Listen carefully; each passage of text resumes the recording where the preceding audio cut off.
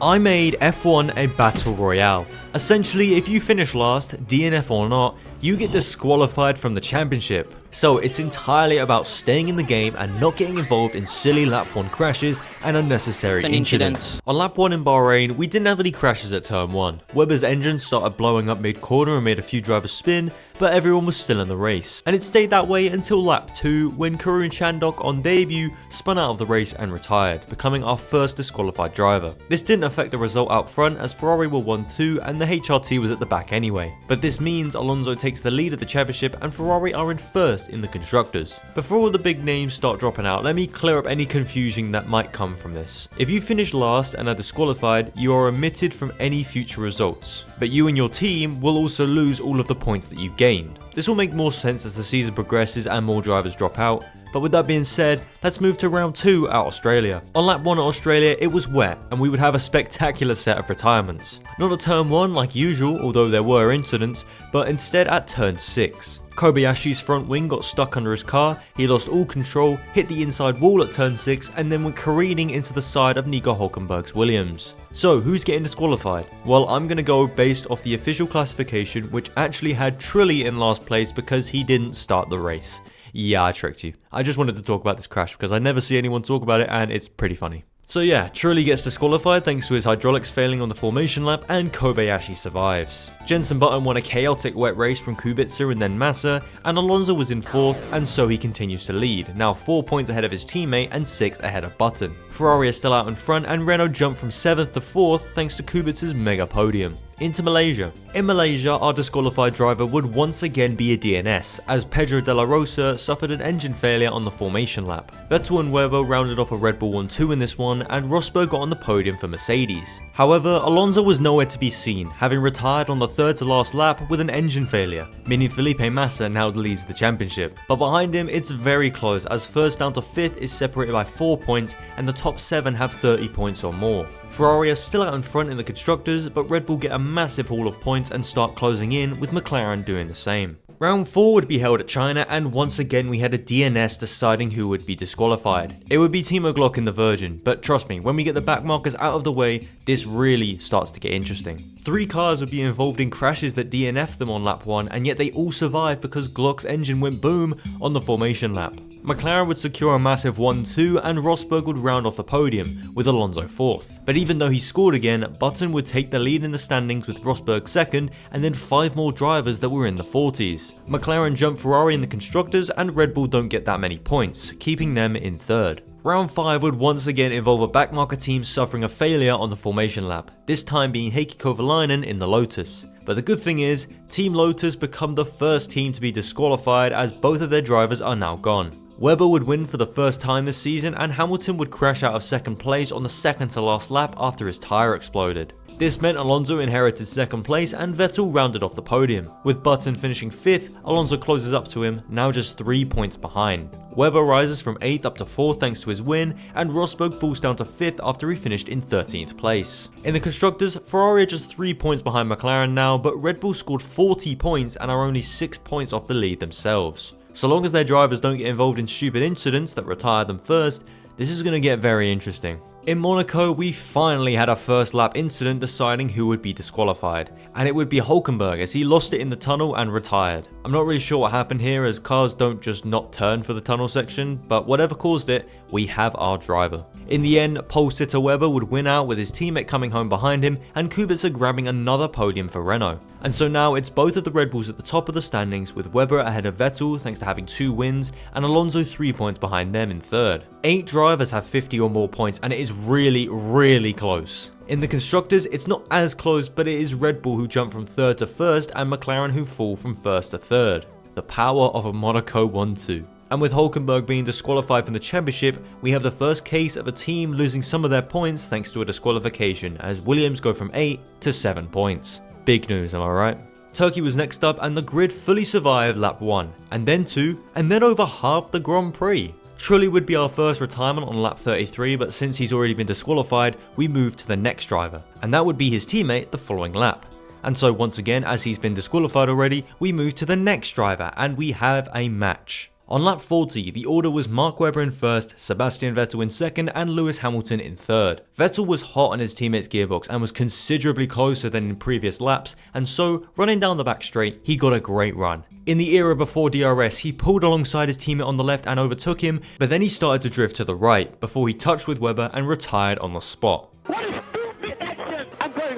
It was completely caused by Vettel, and Webber was able to continue, but he had now fallen down to third and was forced to settle for this position at the checkered flag. But with that, Vettel had been disqualified from the championship while tied on points with Webber, and although Mark continues to lead, Button is now 5 points behind with Hamilton less than 10 back. Red Bull obviously take a big hit in the constructors as they lose 78 points and go from first down to fourth. That's our first big disqualification from this season, so let's see who's next to go in Canada. I do like me a lap 1 incident, and after getting away with a technicality in Australia, Kobayashi would finally be disqualified for good, as he fell victim to the Wall of Champions in probably the slowest accident at that corner ever. And so, McLaren would get their second 1-2 in succession and Hamilton would win again, with him and his teammate jumping Webber in the standings. McLaren are now 54 points ahead of Ferrari, who didn't have the greatest weekend, and Red Bull get back into the triple digits, but are still in fourth. And with Kobayashi being disqualified, BMW Sauber as a team are kicked out of F1 and HRT are up to 9th purely because they actually have pretty good reliability for a backmarker team.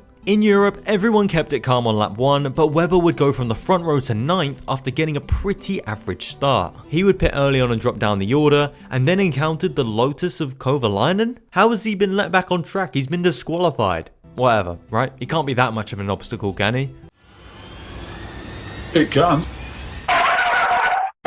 So Webber walked away from this very scary crash pretty unscathed and retired on the spot, unsurprisingly, and so he became our first retirement and would therefore be disqualified. Up front, Hamilton would win again with his teammate right behind him, and Barrichello secured a podium for Williams. In the standings, Hamilton is now 20 points ahead of his teammate, Alonso moves up to third with Webber gone, and Kubica is an incredibly impressive fourth for Renault, ahead of Rosberg and Massa in quicker cars. And with Red Bull now fully out of the picture, McLaren are 87 points ahead of second place after getting their third consecutive 1-2 finish. The teams behind are going to need to get really lucky if they want to overcome this gap, and with Red Bull disqualified, HRT are now up to 8th place despite still not scoring a point. In Silverstone, we unfortunately never got the not bad for a number 2 driver radio because Red Bull have already been kicked out of the sport and are now pursuing other sports that don't disqualify a new competitor at every event. But in this one, Lucas Di Grassi would retire in the pits on lap 10 with a hydraulics failure, and with that, Virgin became the 4th team to be disqualified. But we'll see what that does in a second. For now, Hamilton would win his 4th race in a row and most importantly, his home one. Rosberg would be in second and Button would actually get on the podium at home for once, but that would do little to reduce the 30-point gap between first and second. Alonso is really not doing a good job at challenging for this title and is 66 points down, but stays in third thanks to drivers around him being booted out. And as for the team standings,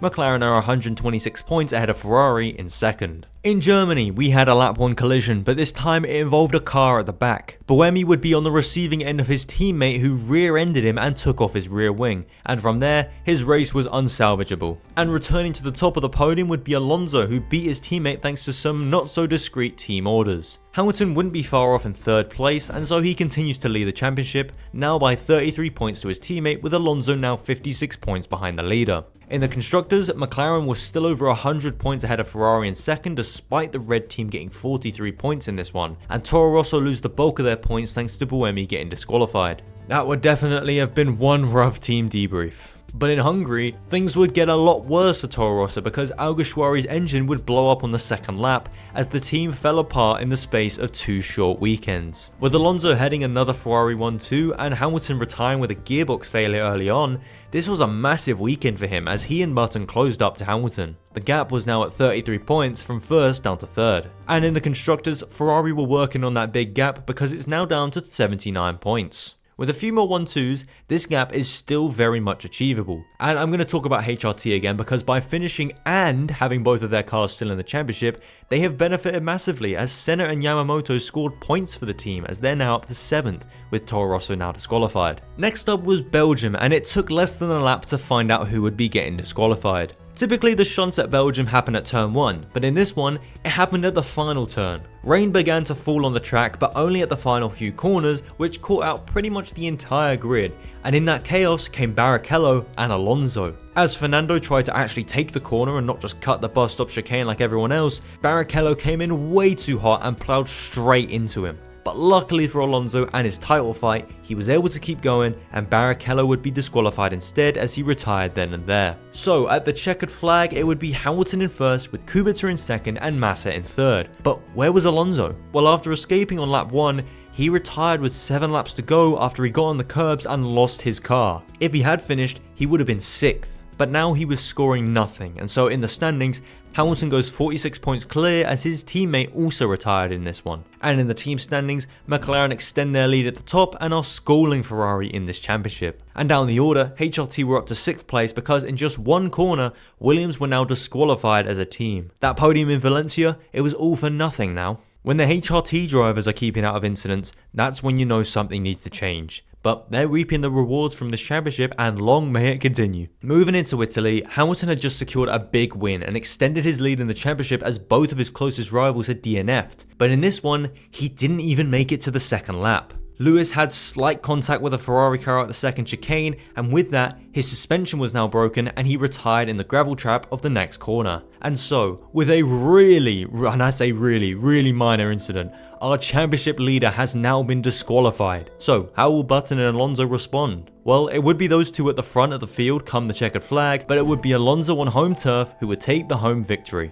3 seconds in front of Button. Jensen leads Fernando by 3 points now and Massa is up to 3rd, and thanks to McLaren losing over half of their points, Ferrari are now the team who are over 100 points in front, now ahead of Mercedes in 2nd. And this incident really shows how little it takes to be disqualified from this championship, and Hamilton has unfortunately paid the price for it. But all we can do now is move on to the next race at Singapore. But Alonso and Button wouldn't need to worry in Singapore because the Force India of Antonio Liuzzi hit a wall on the second lap and his suspension was now fucked. So he becomes the first Force India driver to be disqualified, but how did the rest of our drivers do? Well, it would be Alonso on top and Button in second, 59 seconds off the lead. And this result was a big confidence booster for Alonso, who takes the lead in the championship for the first time since the second round in Australia. We now only have 10 drivers left in the championship, and in the constructors, we still have 6 teams. But Force India have now had a third of their points removed with Liuzzi's disqualification. Now let's see what happened in round 16 at Japan. We only have 4 rounds to go, and Japan is a race that can sometimes be very atrocious. And on lap 1, before even making it to turn 1, Petrov would be spun around and retired on the spot. 3 other cars retired on the first lap, including Massa, who survived by probably half a lap. And in the end, 6 cars would retire, and 7 if we include Degrassi, who crashed on the way to the grid. But what happened at the front? Well, it would be Alonso winning once again with Button in second and Michael Schumacher getting his first podium since coming back to the sport. The Michael gets dogged on quite a lot for being very crash happy in his comeback tour, and while he definitely was, I somehow haven't talked about him once in this video. And we also have another weird scenario, because Nick Heidfeld was 4th for Sauber. Obviously, Sauber were disqualified from the championship quite a few races ago, but halfway through the year,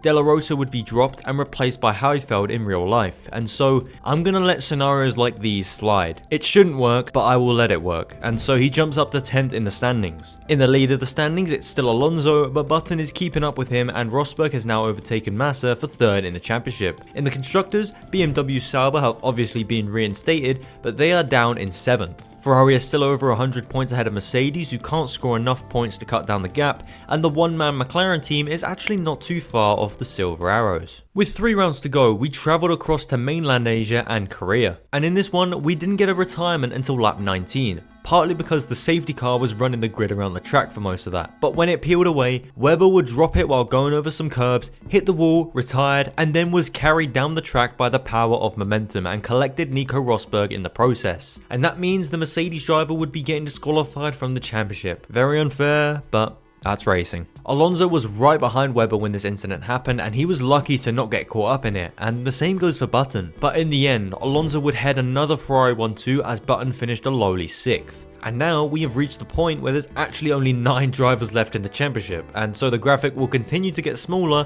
as we go into the last 2 races. With this big haul of points over his closest rival, Alonso was now 28 points ahead of Button, and in the constructors, Ferrari and HRT are actually the last teams to still have both of their drivers, and so one is nearly 200 points ahead of second place, while the other is fighting desperately to keep 6th place from Sauber. In Brazil, everyone actually kept it really clean. We didn't get a single retirement until lap 50 when Liuzzi retired. But in the end, 6 laps down from the field, Christian Klien would be getting disqualified for simply being too slow. He had raced in Singapore but retired, and so in his second stint in 2010, he finally gets DSQ'd. This does mean that HRT have locked in their Yamamoto points, which I am going to count. They deserve to keep them since they worked hard to earn them. But with this, we remain at 9 drivers in the championship, and taking the honours of the winner in Brazil would be Alonso, heading Button and then Schumacher for another podium. Obviously, Alonso is 35 points ahead and has mathematically won the Drivers' Championship, but in this championship, it really isn't over until it's over.